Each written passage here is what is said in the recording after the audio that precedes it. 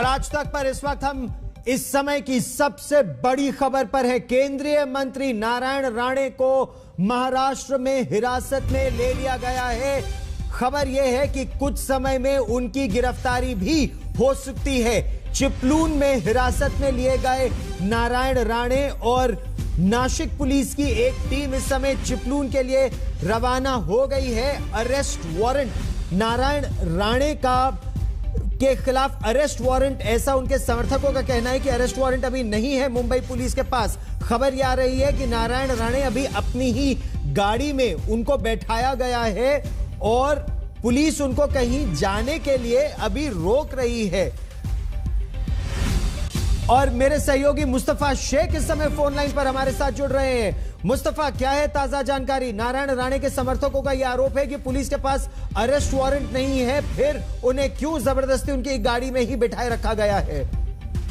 जी बिल्कुल गौरव, यहाँ से दो सूरतें हो सकती है कि नासिक पुलिस का जो ऑर्डर था कि नारायण राणे को अरेस्ट कर कोर्ट में प्रोड्यूस करना है, ऐसे साइबर सेल पे जो केस रजिस्टर है उसके चलते ये ऑर्डर पुलिस ने निकाला था और कोर्ट से अभी तक किसी तरह की राहत नहीं मिली है। तो या तो नारायण राणे किस तरफ जा रहे हैं ये एक बड़ी बात होगी। उनका हेल्थ चेकअप किया गया है, क्या वो कहीं अपने घर पर जा रहे हैं, कहीं हॉस्पिटल में जा रहे हैं, या फिर उनको पुलिस अपने साथ ले जा रही है। पुलिस अपने साथ ले जा रही है तो क्या वो संगमनेर चिपलून की तरफ जो पुलिस स्टेशन है वहां पर, या फिर नासिक पुलिस की जो टीम आई थी तो नासिक तक उन्हें एस्कॉर्ट किया जाएगा। ये सारे बड़े सवाल इस वक्त अभी उपस्थित है। ये देखना होगा कि नारायण राणे की गाड़ी का जो मूवमेंट है वो अभी किस तरफ होता है, अभी ऑन द वे है, किस तरफ जा रहे हैं ये पता नहीं। नारायण राणे अपनी प्राइवेट गाड़ी में है, उनके जो दोनों बेटे हैं वो इस वक्त उनके साथ मौजूद है। अब आगे ये देखना होगा कि स्थिति क्या होती है, क्या कानूनी कार्रवाई है, हेल्थ चेकअप है, या फिर नासिक तक उन्हें ले जाया जा रहा है। बड़े सवाल इस वक्त आप कह सकते हैं कि महाराष्ट्र की राजनीति में है। यूनियन मिनिस्टर नारायण राणे जो है इस वक्त नासिक पुलिस का ताबा उनके आगे पीछे है। अब देखना ये होगा आगे उनके साथ क्या होता है।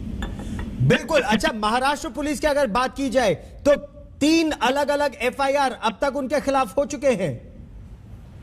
जी बिल्कुल, अगर आप देखें तो ये सेक्शंस जो लगाए गए हैं वो इतने ज्यादा गंभीर नहीं है। उसमें 7 साल तक की सजा है और 7 साल की सजा में कोर्ट गाइडलाइन ये है कि अरेस्ट करना जरूरी नहीं है, लेकिन एक स्पेसिफिक ऑर्डर ये निकाला गया था कि उन्हें अरेस्ट कर कोर्ट के सामने प्रोड्यूस किया जाए। तो ये नासिक कमिश्नर ऑर्डर का जो आप पालन है वो नासिक पुलिस कर रही है रत्नागिरी में आकर, ऐसा माना जा रहा है। इसीलिए कोर्ट ऑर्डर, जब अरेस्ट ऑर्डर की बात की गई बीजेपी कार्यकर्ता की तरफ से, तो अरेस्ट ऑर्डर फिलहाल दिखाया तो नहीं गया है।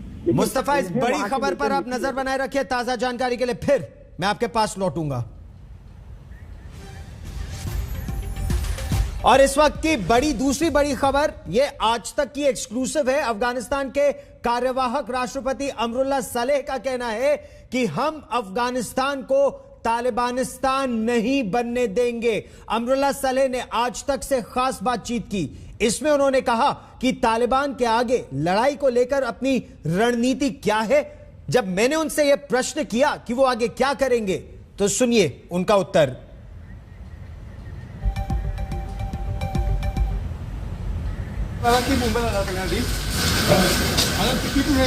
हम अफगानिस्तान की खबर पर रहेंगे, लेकिन सुनते हैं नारायण राणे क्या कह रहे हैं।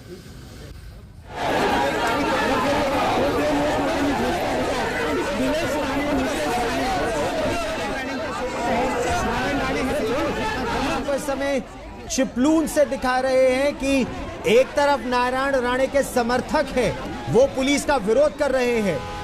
यह तस्वीर देखिए, नारायण राणे अपनी निजी गाड़ी में ही हैं, उनके साथ उनके बेटे भी हैं। नारायण राणे के एक बयान को लेकर उनके खिलाफ FIR दर्ज कर लिया गया था। उन्होंने मुख्यमंत्री, चलिए सुनने का प्रयास करते हैं कि पुलिस क्या कह रही है इस समय नारायण राणे से।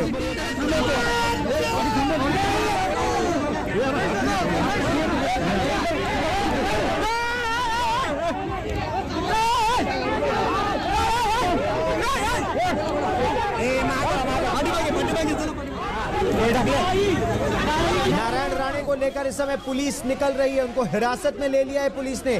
3 उनके खिलाफ अब तक FIR हो चुके हैं। नारायण राणे का एक विवादित बयान था महाराष्ट्र के मुख्यमंत्री उद्धव ठाकरे को लेकर। उनका बयान कुछ इस तरह का था कि स्वतंत्रता दिवस की तारीख भी भूल गए, कितने साल हो गए आजादी को ये भी भूल गए महाराष्ट्र के मुख्यमंत्री। और विवादित बयान उनका यह था कि अगर मैं वहां होता तो उन्हें एक कुछ इस तरह के शब्द की उनको चपत लगा देता। और इसको लेकर शिवसेना बिल्कुल भड़क गई, एक के बाद एक उनके खिलाफ एफआईआर दर्ज कर रहे हैं। आपने संजय राउत, शिवसेना के वरिष्ठ नेता हैं, बड़े नेता हैं, संजय राउत का बयान भी सुना कि ये किस तरह की भाषा है कि मुख्यमंत्री को मारने की धमकी दी जा रही है। ताजा जानकारी के लिए मैं साहिल जोशी, मेरे सहयोगी हमारे साथ जुड़ रहे हैं। साहिल, इस समय हो क्या रहा है? हिरासत में लिया है, क्या अब अगला कदम गिरफ्तारी है? साहिल, हेलो हेलो, आवाज आ रही है? हाँ साहिल बताइए। आवाज आ रही है? आ रही है साहिल? हाँ, खड़ा हूं मैं। हम साहिल जोशी से एक बार फिर संपर्क साधने का प्रयास करेंगे, लेकिन ये सीधी तस्वीर हम आपको चिपलून से दिखा रहे हैं। जन आशीर्वाद यात्रा के दौरान यह विवादित बयान दिया था नारायण राणे ने, केंद्रीय मंत्री नारायण राणे ने। इसको लेकर शिवसेना आग बबूला हो गई। प्रदर्शन सड़कों पर भी चल रहा है। सड़कों पर प्रदर्शन के साथ साथ प्रदर्शन पुलिस के सामने भी, और शिवसेना और भारतीय जनता पार्टी दोनों आपस में भिड़ गए थे कई जगहों पर। इस पर बयान देवेंद्र फडणवीस, पूर्व मुख्यमंत्री महाराष्ट्र, उनका भी आया। उन्होंने कहा कि वो नारायण राणे के बयान का तो समर्थन नहीं करते, लेकिन नारायण राणे के खिलाफ जो कार्रवाई हो रही है इसका विरोध कर रहे हैं इस समय भारतीय जनता पार्टी के नेता और कार्यकर्ता। साहिल जोशी हमारे साथ जुड़ रहे हैं। साहिल, क्या है इस समय ताजा जानकारी? देखिए, अभी जो खबर हमारे पास है उसके मुताबिक नारायण राणे को उनकी ही गाड़ी में बिठाकर, पुलिस ने अपनी गाड़ी में नहीं बिठाया, उतना लिहाज किया है, वो कैबिनेट मंत्री है और उन्हें अपनी ही गाड़ी में बिठाकर नासिक ले जाया जाएगा। उनको हिरासत पे लिया गया है और नारायण राणे के खिलाफ 4 जगह पर यह एफआईआर दर्ज हुआ था। जो नारायण राणे का कल का स्टेटमेंट था, जो कल महाड़ में जो ये जन आशीर्वाद यात्रा चल रही है, दरअसल नारायण राणे की जन आशीर्वाद यात्रा शुरू होने के बाद शिवसेना बनाम नारायण राणे ये संघर्ष महाराष्ट्र में दिखाई देने लगा। इससे पहले भी 4 और मंत्री जो अभी अभी मोदी सरकार में उनको लिया गया था, उनकी यात्रा भी यहां पर पहले शुरू हो गई थी, लेकिन तब यह संघर्ष नहीं दिखाई दिया था।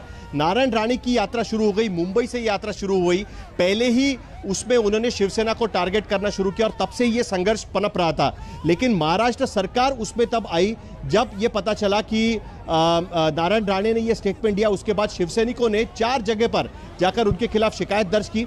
शिकायत का एफआईआर में तब्दील कर दिया गया और नासिक में यह हम देख रहे हैं कि नासिक में आखिरकार इस एफआईआर के तहत अब यह कार्रवाई की गई है। नासिक के पुलिस कमिश्नर ने इस बारे में कहा कि 2 गुटों में संघर्ष पैदा करने की स्थिति कहीं ना कहीं नारायण राणे ने पैदा की और इसके वजह से महाराष्ट्र की लॉ एंड ऑर्डर की सिचुएशन ना पैदा हो, इसके लिए नारायण राणे को इस तरीके से गिरफ्तार किया जा रहा है। नारायण राणे की गिरफ्तारी जरूरी है। दरअसल सुप्रीम कोर्ट के आदेश के मुताबिक 3 साल तक ही इसमें सजा हो सकती है, जिसके वजह से गिरफ्तारी की जरूरत नहीं है। लेकिन उनका यह कहना है कि जो पुलिस अधिकारी इसकी जांच कर रहे हैं उनके पास ये अधिकार होता है कि वो इस तरीके से ये एक्शन ले सकते हैं। तो ये बहुत बड़ी बात है कि महाराष्ट्र में भी बंगाल जैसी स्थिति हमको यहां पर दिखाई दे रही है। जिस तरीके से केंद्र बनाम राज्य का संघर्ष बंगाल में चुनाव के पहले हमने देखा था, उसी तरीके से केंद्र बनाम राज्य का संघर्ष हम महाराष्ट्र में भी देख रहे हैं। लेकिन सबसे बड़ी बात यहां पर यह है कि भारतीय जनता पार्टी नारायण राणे के बयान से अपने आप को इत्तेफाक नहीं रखना चाहती। वो कह रही है कि हम नारायण राणे के बयान से इत्तेफाक नहीं रखते। जी, इसी प्रश्न पर मैं आ रहा था। क्या शिवसेना नारायण राणे को एक बड़े खतरे के रूप में देखती है? क्योंकि नारायण राणे शिवसेना में रह चुके हैं, रग रग से वाकिफ है, किस तरह शिवसेना का ये रौद्र रूप सड़कों पर दिखता है, उसके वो रचयिता भी रह चुके हैं। और क्या भारतीय जनता पार्टी इसी वजह से अपने आप को इस बयान से दूर कर रही है? देखो, ऐसा है कि ये बड़ा इंटरेस्टिंग सवाल रहेगा और इसको मैं दूसरी तरफ से भी देखना चाहता हूं। देखिए, जब नारायण राणे की केंद्रीय मंत्रिमंडल में उनकी नियुक्ति हुई, उनको शामिल कर दिया गया, तब आपको याद होगा, तब भी मैंने यह बात कही थी कि नारायण राणे का यूएसपी क्या है। महाराष्ट्र की राजनीति में नारायण राणे का यूएसपी है कि वो उद्धव ठाकरे के दुर्विरोधी है। उद्धव ठाकरे का विरोध करके उन्होंने अपनी जगह बनाई है महाराष्ट्र की राजनीति में। वो महाराष्ट्र के मुख्यमंत्री रहे, लेकिन तब तक वो शिवसेना और बाला साहब ठाकरे के उपकार के वजह से मुख्यमंत्री बने थे। यह बात वो बार बार कहते रहे। लेकिन जैसे ही उद्धव ठाकरे के हाथ में कमान गई, उन्होंने अपना अलग रुतबा बना लिया, अपना एक अलग ओहदा बना लिया। उसी का फायदा कहीं ना कहीं भारतीय जनता पार्टी लेना चाहती है क्या, यह बात रही। नारायण राणे को भारतीय जनता पार्टी में जब शामिल किया गया, वो भी इतनी आसान बात नहीं रही। कई लोग भारतीय जनता पार्टी में और आरएसएस में नारायण राणे को शामिल करने का विरोध करते रहे, लेकिन भाजपा में एक खेमा ऐसा रहा है कि जिनको लगता है कि मुंबई और कोंकण में जो शिवसेना का गढ़ माना जाता है, वहां पर अगर शिवसेना को मात देनी है तो नारायण राणे जैसे नेता हमारे साथ होने चाहिए। और इसी को देखते हुए दरअसल ये बात यहां पर की गई थी और इसीलिए नारायण राणे का कहीं ना कहीं को शामिल किया गया था केंद्रीय मंत्रिमंडल में। लेकिन नारायण राणे ने जो बात कही उसको लेकर भारतीय जनता पार्टी अपने आप को डिसोसिएट करना चाहती है। बड़ा इंटरेस्टिंग बात है कि एक तरफ नारायण राणे जो उनके मंत्री है, केंद्रीय मंत्रिमंडल में मंत्री है, वो एक तरफ जो बात कहते हैं उससे वो इत्तेफाक नहीं रखना चाहते, लेकिन नारायण राणे के खिलाफ जो कार्रवाई हो रही है उसको लेकर वो कहते हैं कि ये कार्रवाई सही नहीं है और उस पर हम कार्रवाई करेंगे। लेकिन उनकी एक बात तो बिल्कुल सही है कि इस तरीके की भाषा का प्रयोग उनकी इस भाषा का उन्होंने जिस तरीके की भाषा का प्रयोग किया उसी तरीके की भाषा का प्रयोग ठाकरे परिवार सालों से करता आया है।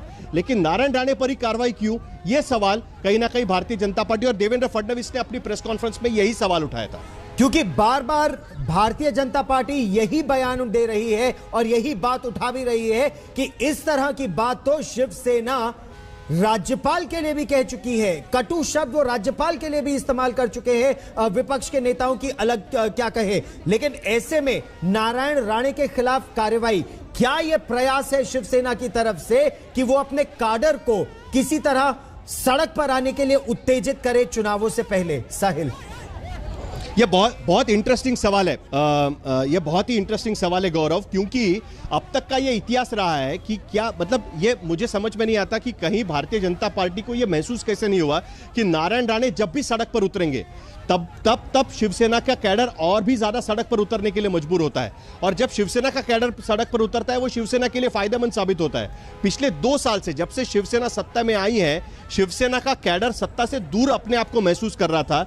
जो सत्ता में बैठे हुए लोग वो और कैडर, ये दोनों एक दूसरे का फर्क महसूस कर रहे थे। नारायण राणे की एंट्री के बाद वो कैडर एक बार फिर उत्तेजित हो गया है। नारायण राणे की एंट्री के बाद वो कैडर एक बार फिर जमीन पर उतारना शुरू कर दिया है और एक नई ऊर्जा हम लोग देख सकते हैं। खास करके शिवसेना जैसी पार्टी जो स्ट्रीट पार्टी मानी जाती है, सड़क पर पनपी हुई पार्टी मानी जाती है, और नारायण राणे उनके ही परंपरा में तैयार हुए उनके तरीके से नेता है जो शिवसेना को भली भांति जानते हैं, उनको उनके ही भाषा में जवाब देना जानते हैं। ऐसे में नारायण राणे को आगे करके अब तक भारतीय जनता पार्टी का नेतृत्व या भारतीय जनता पार्टी बनाम शिवसेना की लड़ाई में उनका नेतृत्व में देवेंद्र फडणवीस का नाम सामने आता था।